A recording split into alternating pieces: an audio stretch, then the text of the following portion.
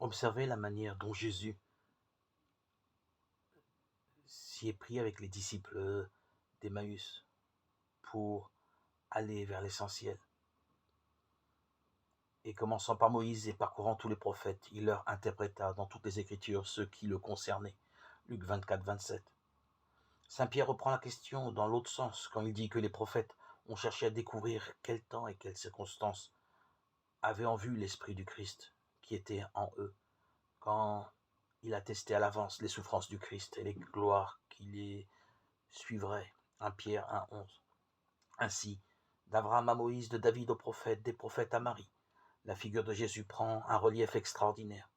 Et lorsque lui-même en personne viendra parmi nous, nous le découvrons comme le oui des promesses antiques qu'il accomplit. 2 Corinthiens 1,20. Il est vraiment d'une autre dimension que la nôtre.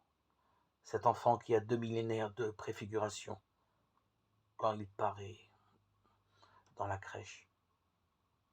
Ce n'est pas du sentiment. Toute la Bible ne dit pas autre chose. Combien apparaît alors inattendue et plus précieuse encore cette humanité de Jésus de Nazareth, si simple, si vraiment, si pleinement homme, jusqu'à ce cri de la croix qui rassemble toutes les détresses humaines. Mon Dieu,